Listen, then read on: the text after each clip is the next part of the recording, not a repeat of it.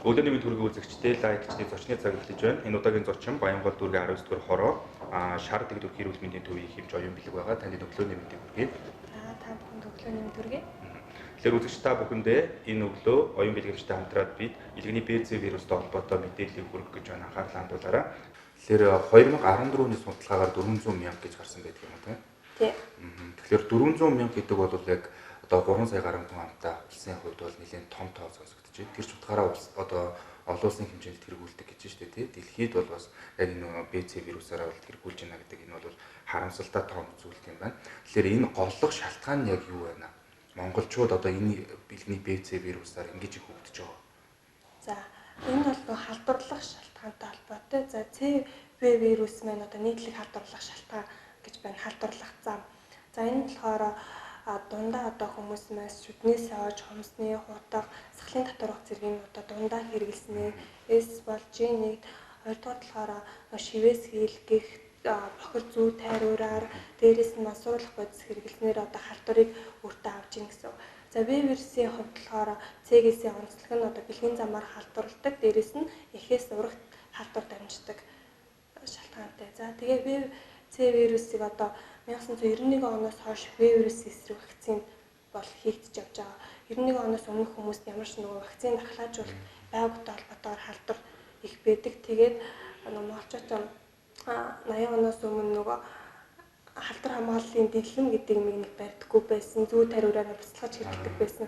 Тэр олон шалтгаануудаас болоод одоо 91 оноос өмнөх хүмүүс одоо халдвар өндөр байна гэсэн судалгаа гарсан гэлээ. Тэгэхээр яг тодорхой шалтгаанууд дотроос энэ ахуйн хүрээний бас халдварлах боломжууд их байдаг учраас энэ өвчлөл бас нэлээд дээгүүр бичигдэв гэж би бол ойлголоо л да тийм. Тэгэхээр ахуйн хүрээнд ч гэсэн иргэд маань болгоомжтой байхгүй болвол илгэний БЦ вирусаар өвдөх магадлал байд юм байна. Тийм үү? Халдвартай одоо гэр бүлд нэг халдвартай хүн байлаа гэхэд тухайн хүнийг мэдгүйгээр хоорондоо одоо хомсны утга солих ч юм уу одоо сүднээс аж болох хүн болгон тусдаа хэрэглэдэг болсон шүү дээ. Сахлын татварга гэх мэт ахуйн нөгөө хатлаар нэгэндээ дамжуулаад халдварлах эрсдэл өндөртэй байдаг. Түүнээс гадна нөгөө нэг хамгаалтгүйгээр бэлгийн харьцаанд орснороо тухайн ВЦ вирусыг нэмээсээ авах боломжтой. Тэгэхээр саяны энэ ярьж байгаа зүйлүүдээс одоо өртсөн сэргийлэх юм бол энэ асуудлууд дээр анхаарал болгоомжтой байж чадах юм бол одоо нийтний БЦ вирусаас өртсөн сэргийлэх бүрэн боломжтой байна гэж харагдаж байна шүү дээ. Тэгэхээр өөр ямар чиглэлүүдээр өртсөн сэргийлэх боломжууд байна? За, өртсөн сэргийлэлтнэр бол С вирусын эсрэг вакцин бол одоогоор хараахан гараагүй байгаа. В вирусээс бол өртсөн сэргийлэх вакцин бол гарсан. 1991 оноос хойш дөнгөж төрсөн нэраад 24 цагийн дотор В вирусээс эсрэг дархлаа тогтооход вакцин тарьж эхэлсэн. Энэ вакцин маань одоо 15-аас 20 жилийн дархлаа тогтоод тухайн хүнийг В вирусээс хамгаалж байгаа. За одоо В вирусын эсрэг вакциныг 15-аас дээш насны хүмүүст одоо илрүүлэх шинжилгээ хийсний дараа вакцинжуулалт хамруулж байгаа. Тухайн вакцинд хамрагдсанаараа мэдээж 15-аас 20 жилийн дархлаа тогтоод В-гээс бол бүрэн хамгаалах боломжтой болсон. С вирусээс бол мэдээж өөрийн ахуйн ариун цэврээс сахих одоо хамгаалттай бэлгийн харьцаанд орох тухайн шивээс шүдээ анслуулах, шивээс хийлгэх одоо чих цоолуулах гэх мэтийг найдвартай газраар хийлгэх тухайн юунд шаардлага тавьдаг байх. Бүгдээр анхаарал С вирусээс бол сэргийлж чадна. Тэгээд бас яг мэдээллийг бол үзэгчд бас сайн авах хэрэгтэй байна. Мэдээлэлгүй улмаас бол энэ өвчлөл бас гарах гол шалтгаан болж байгаа болов уу гэж бодож байна. Тэгэхээр мэдээж сүүлийн үед эрүүл мэндийн байгууллагууд бодлогоороо ч гэсэн яг энэ өвчлөлтэй холбоотой маш их мэдээллүүдийг одоо иргэд олон нийтэд хүргээд эхэлчихсэн байгаа. Да ялангуяа одоо өрхийн эрүүл мэндийн төвүүд дээр бол яг илгэний БЦ вирустай холбоотой мэдээллүүдийг бол өдөр тутам одоо иргэдэд өгч байгаа шүү дээ. Үүний хажуугаар одоо нэг гепатитын шинжилгээг бол бас тогтмол авч байгаа. Тэгэхээр энэ шинжилгээтэй холбоотой бас мэдээлэл өгөөч. За ВЦ вирусыг гэрт дэлгэрүүлэх шинжилгээ олд өрхийн эрүүл мэндийн төв болон сумын эрүүл мэндийн төвөөр явагдаж байгаа. Элэг бүтээн хөтөлбөр маань 16 оноос хойш хэрэгжээд явж байгаа. За энэ болохоор 15 наснаас дээш насны одоо эрүүл мэндийн даатгал төлдөг хүмүүс маань үн төлбөргүйгээр одоо нэгдүгээр шатлалын эмнэлэг дээрээ ВЦ вирусын илрүүлэх шинжилгээнд хамрагдаж болно. Илрүүлэх шинжилгээнд хамрагдсанаар одоо С вирус сөрөг гарсан тохиолдолд одоо сая өрсөн сэргийлэлтээр хийгээд явчих болох нь. За хэрвээ С вирус эерэг гарсан тохиолдолд эрүүл мэндийн даатгалаараа мөн төлбөргүйгээр 2 удаа тоолох шинжилгээнд хамрагдаж явж байгаа. За В вирус эерэг тохиолдолд мөн адил үн төлбөргүйгээр нэг удаа тоолох шинжилгээ хамрагдаж явж байгаа. За B вирус сөрөг гарсан тохиолдолд вакцинда хамрагдаад одоо сэргийлтэйг явуулж болно. B вирусын эсрэг вакциныг одоо өрх сумын эрүүл мэндийн төвдөр илрүүлэх шинжилгээ өгснөөс одоо 14 хоногийн тухайн шинжилгээ өгснөөс 14 хоног дотроо вакцины 1-р тунг авах ёстой. За 2-р тунг маань одоо сарын дараа 2-р тунг аавна. За 3-р тунг маань 6 сарын дараа аваад одоо энэ 3 тунг вакцин бүрэн авснараа вирусээс 15-аас 20 жилээр одоо өөрийгөө хамгаалах дархлаа тогтно гэсэн. Тэгэхээр тогтмол авж байгаа энэ шинжилгээнд хамрагдахаар одоо зорж очиж байгаа иргэдийн хувьд ер нь юун дээр одоо анхаарсан байх шаардлагатай байна? Юуг бэлдэж утсан хэрэгтэй гэдэг вэ?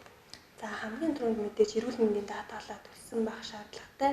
За хэрэг ирж байгаа хүмүүсийн хувьд одоо эрүүл мэндийн даатгалаа төлөөгүй байх юунууд их байдаг. Ихэвчлэн одоо ажил хийдгүү хүмүүс одоо дунд насны хүмүүс эрүүл мэндийн даатгалаа төлөөгүй явж байгаа. Дэлгэрүүлэх шинжилгээнд хамрагдмаар байна гэж орж ирээд идэг. Энэ хүмүүс маань эрүүл мэндийнхаа даатгалыг төлчих юм бол үн төлбөргүй шинжилгээнд хамрагдчихна. Ямар нэгэн шаардлага гарах бол үн төлбөргүйгээр тоолох шинжилгээнд явчихна. Эмчилгээнд хамрагдаад явах нь. Тэгэхээр эрүүл мэндийн даатгалаа төлөөд энэ шинжилгээнд хамрагдаад одоо вакцина хийлэгчвэл утсан сэргийлж чадна. За тэгээд 15-аас дээш бүх насныхан хамрагдаж байгаа.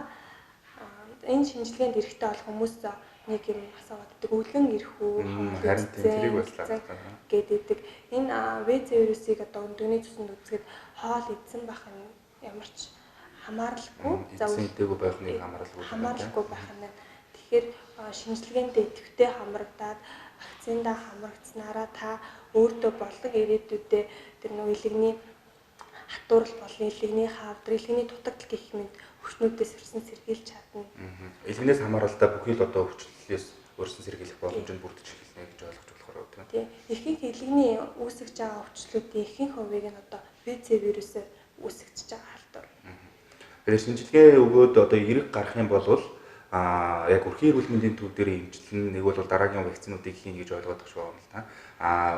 Бас нөгөө талаасаа бол яг халдварт өвчин судлалын үндэсний төв дээр эсвэл бол одоо 2 дугаар шатлалын эмнэлэг дээр одоо эмчийн одоо бүрэн хяналтанд ор гэдэг юм уу те эмчилгээг авах юм шиг байлаа шүү дээ. Тэгээ энэ мэдээллийг бас та дэлгэрүүлж ярьж өгөөч. Нэгдүгээр шатлал буюу өрх сумын эрүүл мэндийн төвдөр илрүүлэх шинжилгээ явуулж байгаа. Одоо ВЗ байна уу гэдгийг илрүүлчих юм байна. За хэрв ВЗ илрээд явал тоолох шинжилгээ 2 дугаар шатлал аймаг болон дүүргийн эрүүл мэндийн төвдөр тоолох шинжилгээ хамрагдана. Бас нөгөө хувийн лабораториуд маань эрүүл мэндийн даатгалаар өнгөө тоолж байгаа лабораториуд бол бас байх нь. Тэд нэр дүүргийн эрүүл мэндийн төвтэй хамтарч ажиллаж байгаа. За тоолох шинжилгээнд хамрагдаад одоо B вирус маань идэвхгүй байна, идэвхтэй байна гэдээ гардаг. Идэвхгүй байх юм бол эмчилгээнд орох шаардлагагүйгээр одоо биохимийн шинжилгээр илэгний үйл ажиллагаа хянаад явдаг. За идэвхтэй байх юм бол эмчилгээнд халдвартын эмч болон дүүргийн халдвартын эмч, халдвартын төвдөр одоо хяналт тавиад эмчилгээнд явагддаг. Энэ бол 2 дугаар шатлалтаар явдаг эмчилгээ. За C вирусын хувьд бол мэдээж 2 удаа өнгөө тоолуулна. Эмчилгээнд одоо 3 сарын эмчилгээ явагддаг. Эхний сарын эмчилгээ явж халдвартын эмчийн хяналтанд ороо яваад одоо 2 дахь сарын эмчилгээ авахдаа тухайн хүмүүс маань биохимийн шинжилгээ, одоо илгэний үйл ажиллагаа, эхо гэх мэт дэлгэрэнгүй шинжилгээнүүд хийжээж 2 дугаар сарынхаа эмчилгээг авдаг. За тоолох шинжилгээнд хамрагчаад эмчилгээ эхлэхийн өмнө мэдээд цогц шинжилгээ авч иж эмчилгээ эхэлдэг.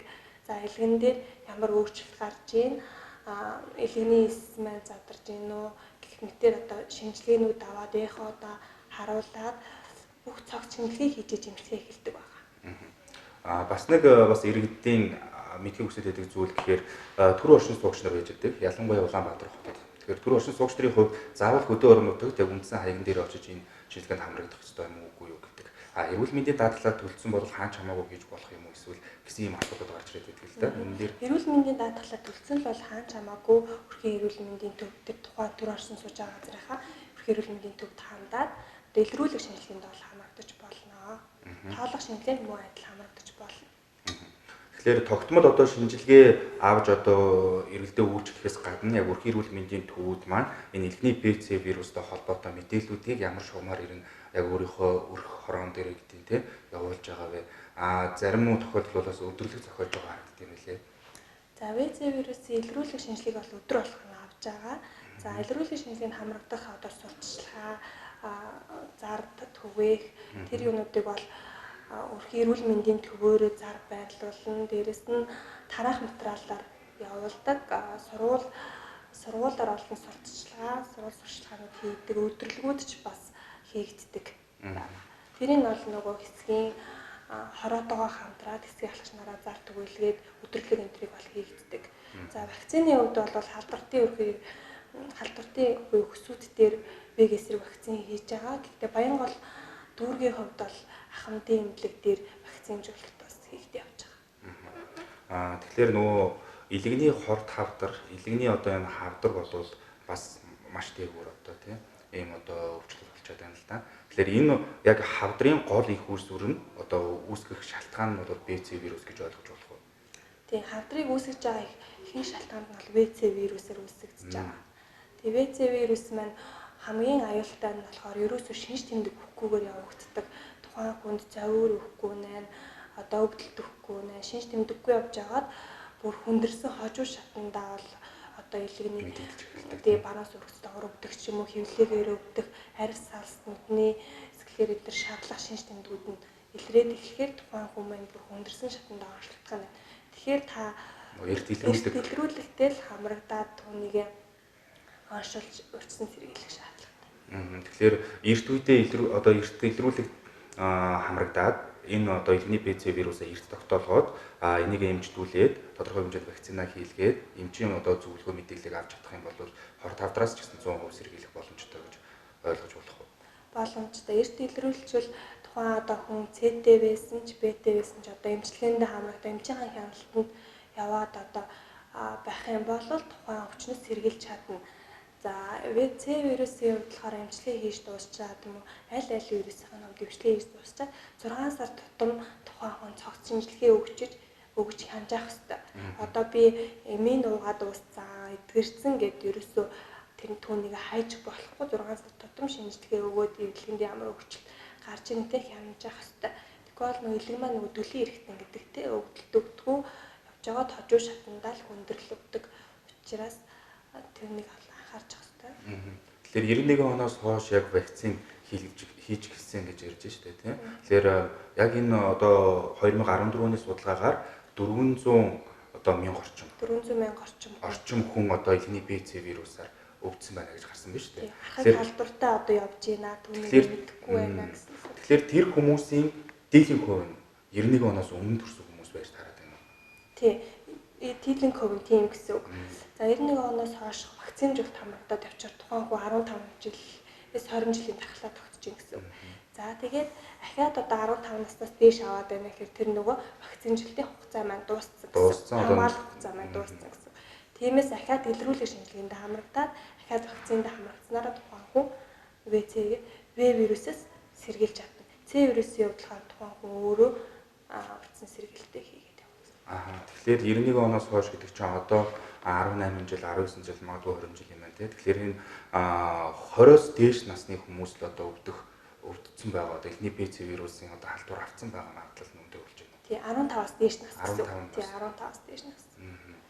Тэгэхээр одоо яг эд одоо хөдөлмөрлөг үеийн залуучууд маань яг илэгний БЦ вирусаар өвдсөн байх магадлалтай болчиход байна тийм. За бас ахмад буурлуудын хувьд ч гэсэн бол ер нь бол илэгний өвчлөлөөр бол маш их өвдөж байгаа харагддаг. Тэгэхээр энэ бол вакцин гэдэг ямар чухал юм бэ гэдгийг энэ одоо хоёр мэдээлэл дээрээс болоод ойлгож болохоор байна шүү дээ тийм. Дээрээс нь нөгөө өрхийн эрүүл мэндийн төвөөр ирж байгаа хүмүүс би нэг багтаа шаралж исэн гэдэг шаралж исэн чинь тэр В нэмүү С нэмүү гэдэг энэ бол бохир гарын шар буюу илэгний вируст А гепатит гэж өөр вирусаар үүсгэгддэг. А гепатитээр одоо багтааш нэг удаа шаргалж исэн бол тухайн хүнд А гепатитийн дархлаа насан туршид тогтоод явждаг байна.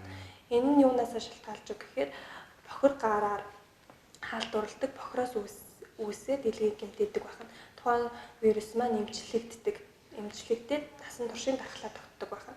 За гепатит буюу вирус шарын эсрэг вакцин маань одоо ой 2 сартай хүүхдүүд вирус гепатитийн эсрэг вакцин хийгдэж явж байгаа. Бас вакцинаар дархлаажуулж байна гэсэн үг. Тэрнээс урьдчилан сэргийлэхийн тулд одоо гараал сайн угаах хэрэгтэй, хүүхдүүдийнхээ гарыг сайхан угаад цэвэрлэгээ хийгээд одоо хувийн ариун цэврээ сайн сагснараа вирус капацтай сэргийлж чадна. Тэгэхээр иргэдийн хувьд бас тэгвэл одоо дөнгөж төрсэн хүүхдүүдтэй энэ илэгний одоо гепатитаас үргэлжлэн сэргийлэх вакциныг зайлшгүй хийх шаардлагатай. Тэгэхээр зарим одоо өрхийн эрүүл мэндийн төвийн эмч нартайгаа ярилцж байхад зарим эцэг эхчүүд вакцин хийлгэхгүй одоо цааргалах гэдэг юм уу. Нэг бол тодорхой яг цаг хугацаанд ирж хийлгэхгүй байгаа. Ийм алдаад төтлүүд гарч ирдэг. Одоо гарч гардгаа гэж ярьдаг л та. Тэгэхээр энэ вакцинтай холбоотой бас яг ач холбогдлын хувьд эцэг эхчүүдтэй хэлж өгч. За вакцин гэдэг маань тухайн өвчлөлөөс бүрэн урьдчилан сэргийлдэг. Тэгэхээр тэр вакцин маань товлолын дагуу хийгддэг. Товлолын вакцины ач холбогдол товлолын дагуу хийснээрээ тухайн одоо улаан бурхан улаанууд ч юм уу одоо шарын эсрэг одоо тавд вакцин, саг эсрэг хийгдэж байна тийм. Энэ вакцинууд Монголд нэвтэрснээрээ одоо саа өвчин гэхэд одоо таслан зогсоож чадсан тийм. Тэр тухайн өвчөөс урьдчилан сэргийлэх юм байна. За вакциныг хүмүүс нөгөө нэг сайн дураар хийлгэхгүй гэж татгалздаг зарим тохиолдол байдаг. За энэс татгалцаараа тухайн хүүхдээ өөрийн тохирож ийн гэсэн. Тэр хүүхэд тэр вакцин хийлгээгүйгээрээ тэр өвчнөөр өвдөх магадлал нь өндөрсөд эхэлж байна. Нэг хоёрт тэр хүнээс гадна нөгөө Монгол улстай бас аюултай. Тэр вакцинаар дарцсан өвчин маань вакцин хийлгээгүй хүмүүс явж байгаа тэр өвчин ахаа сэтрэх магадлал өндөр магадлал. Жишээ нь одоо нөгөө улаан бурханы бүрэн ус талаа гэдээс нь улаан бурханы нэг дэгдэлт явсан. Тэр нь маань энээсээ бас шалтгаалж ийн гэсэн үг. За вакцинд хамруулах талаар нөгөө эцэг эхчүүд нөө зөрчлийн тухай хуулиндаа бас хууль байд юм байлээ. Одоо эцэг эхчүүд вакцинда хүүхдэд заавал хамруулах ёстой. Вакцинд хамруулаагүйгээр зөрчлийн тухай хууль зөрчигдөж байна гэсэн тэр хууль байд юм л хүмүүс төдийлөн тэр хуулийг мэддэггүй юм байлээ. Тэгэхээр вакцинда хүүхдээ цаг тухайд нь хамруулж агаарай. Тэгснээрээ бол маш олон төрлийн өвчин сэргийлнэ. Тэр өвчнөөс тэр тухайн хүүхдийг сэргийлэхээс гадна өөрийн гэр бүлийн тий одоо эрүүл мэндийг бол сайн хамгаалж байгаа гэсэн ойлголт байх нэ. Бүр цаашлах юм бол тэр хүүхдийн эргэн тойронд байгаа хүмүүс тий сургууль соёлынхан хүүхдүүдийн эрүүл мэндийг ч гэсэн хамгаалж байгаа. Цэцэрлэгийнхэн хүүхдүүдийн найз нөхдийн одоо эрүүл мэндийг хамгаалж байгаа.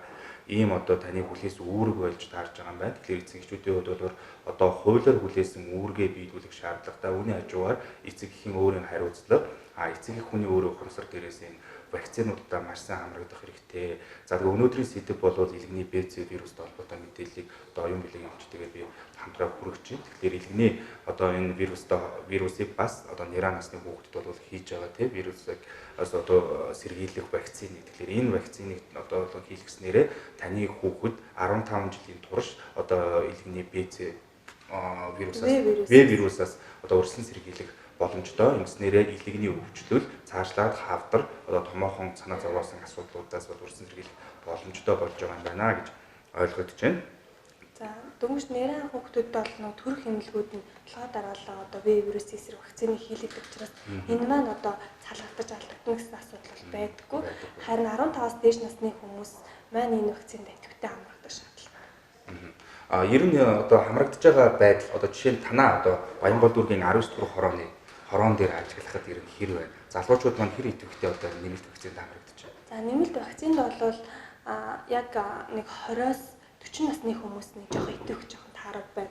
Нэгд нөгөө ажлын ачаал ихтэй ажилтай гэдээ яваад байдаг. Хоёрт нь эрүүл мэндийн даатгалаа төлөхгүй яваад байгаа. Тэгээ ВЦ вирус нөгөө хамралт маань тэр насны хүмүүс маань арай байгаад байна. Тэгэхээр ажлын нэг зав чөлөөгөө гаргаад ойрхон эрүүл мэндийн төв сумын эрүүл мэндийн төв дээр очиод одоо ВЦ вирус илрүүлэх шинжилгээнд хамрагдж явах хэрэгтэй. Энэ насны хүмүүс нь хамгийн өртөг эрсдэл өндөртэй хүмүүс байгаадах нь яг тэгэхээр одоо очиж хоо сайхны шивээс хийлгэж гин, хөмсөг шивүүлж гин, давхар оюулж гин гэх мэт одоо айгүй олон шүднүүдээ эмчлүүлж гин. Дээрээс нь мансууруулах бодис хэрэглэх магадлал өндөртэй. Одоо ахын хэрэглээ одоо юм тайн ханддаг насны хүмүүс байна. Тэгэхээр энэ насны хүмүүс болоо өөрсдөө урьдчилан сэргийлэх байдлаар илрүүлэх шинжилгээнд хамрагдаач. Одоо В вирус эсрэг вакцина хийлгээч. Тэгвэл одоо өөрийгөө болон ирээдүйн эрүүл мэндийн төлөө том хөрөнгө оруулах. Тэгэхээр яг 20-40 насны залуучууд одоо яг хийлгэх шаардлагатай байж гэж байна шүү дээ. Арай итгэх Хамралт нь муу байна гэж яриад байна. Хүмүүс бол хамралт нь бол гайг. Тэгэхээр одоо бас залуучууд одоо залуучуудын хувьд бол бас яг өөрийнхөө эрүүл мэндэд одоо санаа тавьж тэ энэ дээр бол үн төлбөргүй хийгдэж байгаа шүү дээ. Эрүүл мэндийн даатгалаа төлсөнд бол үн төлбөргүй танд одоо илрүүлэх шинжилгээ хийгээд дараа нь цаашдаа бол бүр эмчилгээ хийгээд ингээд явж байгаа учраас үн төлбөргүй энэ усаас явж байгаа энэ бодлогын хэмжээний үйл ажиллагаанд идэвхтэй оролцож өөрийнхөө эрүүл мэндийг сайхан хамгаалж гэж бас энэ нэвтрүүлгээрээ дамжуулан уриалмаар байна. За тэгээд энэ илэгний Б одоо вирусыг бол яг тодорхой хэмжээнд илрүүлээд эмчилгээгээ хийгээд ингээд явж болж штэ тий. Бүрэн дарах боломжтой, бүрэн одоо өрсөн сэргийлэх боломжтой байгаад байдаг. Одоо С-г яах вэ тий? С вирус дээр энэ ямар хөө бодлогын зүйл явж идэх юм бэ эрүүл мэндийн салбарт? За С вирус маань илрүүлэлээ гэхэд С маань бүрэн эмчлэгддэг. Тийм хитнээ өрсөн сэргийлэх вакцин байхгүй ч гэсэн тухайн С вирус ирд зочмог үе дээр нь оншилж илрүүлж чадах юм бол тухайн хүн одоо 6 сарын туршид эмч ахын хяналтан дээр эмээ уугаад явах юм бол бүрэн эмчлээд хэвийн байдалд орчих юм байна. За тэгхгүйгээр одоо С илэрсэн хэрнээ хүмүүс маань нөгөө хайн хандаад эмчилгээгээ таслаад ч юм уу тоохгүй явах юм бол арах гэлбэр шилжээд тэр маань одоо даамжирч явсараа удаан хугацааны туршид илэгний хатуурал, илэгний хавдар дутагдaltaд хүрдэг. Харин В маань нөгөө давшингуй явцдаар хүрдэг гэсэн шүү дээ. Даалдар асаас 3-6 сарын дотор л гэхэд баг илэгний хатууралд хүрэх тийм өндөр эрсдэлтэй В бол. За С-г бол тухайн хүн өөрийн илрүүлэх шинжилгээндээ хамрагдаад эмчилгээндээ ороо явах юм бол бүрэн эмчлэгддэг байх. Ер нь одоо настай хүмүүс их нь харагдаж байна л да одоо бол тийм одоо хоол хүнсний буруу хэрэглээ гэдэг юм уу арх одоо их уудаг байсан гэдэг ч юм уу шалтгаанаар илэгний хатуурал илэгний одоо вирусаас шалтгаалсан хүчлүүд их байна гэж гэсэн юм мэдээлэл яваад байна л да. Энэ яг үнэн болов уу? Ер нь өрхийн эрүүл мэндийн төвүүд дээр энэ зүйл ямар байдлаар ажиглагддаг юм бэ? За настай хүмүүс гээд харахаар илрүүлэх шинжилгээнд харахаар ер нь бол 60-аас дээш насны хүмүүс хөвчлэн ЦВ илрэх хандлага нь их байдаг гэдэг илрүүлэх шинжилгээнд залуу хүмүүс бол харьцангуй тийм ВЗ илрэх хандлага бол бага байна. Тэр онцлогоос харж байгаа. За тэгээд настай хүмүүсийн хувьд ч гэлтгүй ер нь бүхэл хүмүүсийн хувьд дэлгэн маань нөгөө түрүү үйл ажиллагаа ярьсан тий. Цуснд хортой буцын шүүж гадагшлуулах гэж. Тэрнээс гадна нөгөө буруу зохистой хоол хэрэглээ, шарсан хурц юм хийдэг, арх дарс ингээд өөрөөр хэрэглээд авах юм бол тухайн илгэн дэх нөгөө үүргийн ачааллын нэгсгээд өгч гэнэ. Ямар нэгэн ачааллыг хэсэгчээр тэр нөгөө төлөлтэй хүрнэ. Тэгэхээр илгийг архины шалтгаантайгаар буруу хооллолтын шалтгаантайгаар илгээ бас өргөсүүл чинь дээрээс нэмний шалтгаантайгаар тийм шалтгаангүйгээр нөгөө хүмүүс маань олон эмийг уух шаардлага гаргадаг. Тэгээ олон эм ууснараа тухайн эмийг нөгөө гадагшлуулж хоргоожуулах үйл ажиллагаа нь болдог. Тэгэхээр илгийг бас гэмтэж идэг. За тэгээ илгэний ВЦТ гэдэг онцлогдсон хүмүүс маань юунд дээр анхаарах вэ гэхээр мэдээ зөв хооллох хэрэгтэй. Сайн унтаж амрах хэрэгтэй. Дээрэс нь эмчилгээ хийж авах хугацаанд ч юм уу цаашдаа ер нь архинаас бол татгалзах хэрэгтэй. За тэгээд мэдээж нөгөө зөв хооллох хэрэгтэй тийм. Зөв хооллолт хэрэгтэй. Сайн унтаж амарч авах хэрэгтэй. Тэгэхгүй бол нөгөө эдлэгийн ВЦ вирусээр үүсгэхдээ илгийг гэмтээгээд өргөсүүлээд ирэхээр маш их нөгөө ядарч сүлддэг, дархлаа маань ундаг. Тиймээс сайн унтаж амраад хоолоо сайн идээд зөв зохистой хооллоод одоо хор зуршлуудаас татгалзаж явах шаардлагатай. Тэгснээр бас одоо илэгний өвчлөлийг тодорхой хэмжээнд өрсөн сэргийлэх боломж нь бий болж эхэлж байна тий. Вакцин хийлгэж за дараа нь эрүүл мэндийн зөвлөгөө тусламжтайгаар яхаас гадна хувь хүн бас өөрөө дор бүрнээ өөрийнхөө илгийг бас сахин хамгаалах боломж нь бүрэн байт юм байна л гэж одоо үзэгчдэд оюун билгийн хэмжээ одоо ярианаас бодвол би ойлгож хэлмээр байна. За тэгээд ер нь өрхийн эрүүл мэндийн төв дээр яг энэ илэгний БЦ вирустай холбоотой мэдээллийг бол өгч байгаа. Анхны шатны одоо тусламж одоо мэдээлэл хүргэх газар бит суудгаараа тий. За энэ дээр бас эрт илрүүлэх шинжилгээ явж байгаа. За илрүүлэх шинжилгээ хийгдсэний дараагаар бол дараагийн шатлалын чиглэлүүдийг нь бас хүмүүстээ ойлгомжтойгоор заагаад зөвлөд явуулчихж байгаа. За илрүүлэх шинжилгээнд орсон хүмүүсийн хувьд бол сөрөг гар тийм. Сөрөг гар. Одоо тэгэх юм бол иргэд маань одоо ямар одоо мэдээллийн зөвлөгөөг ер нь та нараас авдаг вэ тий. Одоо нөгөө утгаар бол эхний БЦ вирус илрээгүй байж штэ тэр хүнд тий. Эхний шинжилгээгээр. За эхний шинжилгээгээр илрээгүй байна. ВЦ вирус сөрөг гарах нь. За В вирусын эсрэг бол сөрөг гарсан энэ өдрөөс 14 хоног дотор вакциндаа хамрагдаарай гэх 3 вакцины хамгаалалтаар одоо зөвлөгөөг нөгөөд явуулна. За С вирусын хувьд болохоор тухайн хүн маань өөрийн одоо ахуйн хэрэглээний хүмүүсний хутаг сойж одоо юу гэдгийг сахлын татвар гэх мэтээ бүх зүйлээ тусдаа хэрэглэхийг зөвлөх юм байна. Тухайн хүнд одоо тэр ам бүлд одоо 5 хүн амьдардаг байлаа гэхэд 5-уулаа одоо шинжилгээ өгөөгүй л бол эрсдэл гэсэн үг. За тэгээд гадуур одоо шивээс хийлгэх болон мэсцэлд орох хагалгаанд орох гэх мэтийн үед заавал ВЦ вирусын шинжилгээнд хамрагдчих хэрэгтэй. Хамрагдчих тэр юунд орно. За энэ бүхнээс одоо найдвартай газар хийлгэх одоо баталгаагүй тийм ариун халдвар хамгааллын дэглэм бариагүй тийм хувийн юунуудаар бити хийлгээч. Тэр найдвартай баталгаатай тийм имлэг гоо сайхны газруудаар хандчих хэрэгтэй. Таны яриан дундуур ер нь шивээс хийлгэх гэдэг бол маш их гарч ирж байна. Тэгэхээр энэ бол голлох шалтгаануудын нэг болцсон илрэл үстэй тийм. Энэ шивээс хийлгэж байгаа. За зөвхөн биеийн дээр хийлгээс гадна бүсгүүчүүд маань одоо хөмсгөө шивүүлэх гэдэг юм уу тийм. Яг энэ гоо сайхны тусламж үйлчлэгийг маш их авдаг болцсон. Тэгэхээр энэ бол яг голлох шалтгаануудын нэг болцсон юм байна гэж би ойлгоод байна л зөв. Тийм зөв. Энийг нөгөө гол нь баталгаатай газраар гэж нэг удаагийн зүү тариур хэрэгжилж гин үү гэдгийг өөрсдөө тэр хүмүүстэй шаардлага тавьж явах хэрэгтэй. Тэр зүү тариурыг харж иж хийлгэх хэрэгтэй л доо. Тэгэх зайлшгүй шаардлагатай юм байна л да. Одоо шивээс хийлгэхэд одоо илгэний БЦ вирус аавна гэж юу байх вэ гэж боддог залуучууд ч байж болох юм. Тэрийг нэг бол тэрийгээр дамждаг гэдгийг огт мэдгүй явж байгаа залуучууд ч гэсэн байгаа. Тийм хүмүүс нөгөө баталгаатай газараар хийлгэхгүйгээр шивээс хийлгэх энэ төр нөгөө нэг гэрийн хувийн нөхцөлд хийлгээд идэг нэгэндээ нөгөө хийгээд байдаг тийм зүү тариур тийм халдвар хамгааллын дэглэмт барьдгүй тэгж хийж байгаа тохиолдолд бол С вирусыг авах өндөр эрсдэлтэй. Тэгэхээр одоо түрүүнээс хойш энэ оюун билег эмчийн яриан дундуур гараад байсан л да. Энэ шивээс гэдэг бол шивээс гэж дурддагдаад байсан. Тэгээд одоо бол маш өндөр одоо эрсдэлтэй төрлийн нэг болчиход байгаа юм байна л да. Энэ гоо сайхны үйлчлэг авч байгаа. За тэгээд шивээс одоо гэрийн нөхцөл гэдэг юм уу ямар нэгэн эрүүл ахуйн одоо шаардлага хангаагүй нөхцөлд хийснээрээ илний С вирусыг авахд бол маш өндөр эрсдэлтэй юм байна шүү гэдгийг бас дахин сануулж хэлье. За ингээд хоёулын ч юм бас ярилцах цаг өндөрлөх тийшээ хандж байна. Тэр миний асуугаагүй таны бас иргэдэд хэлмээр байгаа илний БЦ вирустай холбоотой зүйл гэвэл та юу хэлэх вэ? За илний БЦ вирустэй гэвэл одоо хүн болгон 15-аас дээш насны хүмүүс илрүүлэх шинжилгээнд хамрагдаж байна. Та өнөөдөр танд ямар нэгэн шиш тэмдэг илрээгүй. За би шивээс хийлгээгүй. За тийм эрсдэлтэй зүү тариур хэрэглээгүй гэж бодож байгаа ч та илрүүлэх шинжилгээнд хамрагд. Яг тэгэхээр тухайн хүн маань бэлгийн харьцаагаар авч болно, ахуйн хэрэглээгээр авч болно. Тэр нэг өөрөө мэдхгүйгээр эрсдлүүд өртдөг учраас илрүүлэх шинжилгээндээ эрт хамрагдаад одоо вакцина хийлгэж явах хэрэгтэй. За мөн нөгөө жилдээ нэг удаа биоэмийн шинжилгээ юм уу, эход харуулах тэр шинжилгээнүүдээ өгч явах хэрэгтэй. За тэгээд байнга нөгөө шинжилгээ өгөөд идэг яваад хүмүүс байдаг те. Одоо илгэний үйл ажиллагаа балаа тасаад хүн болго мэддэг. Балаа тасаад маань өндөр гараа яваад байна гэдэг хүмүүс ВЦ вирусын шинжилгээ өгөөч.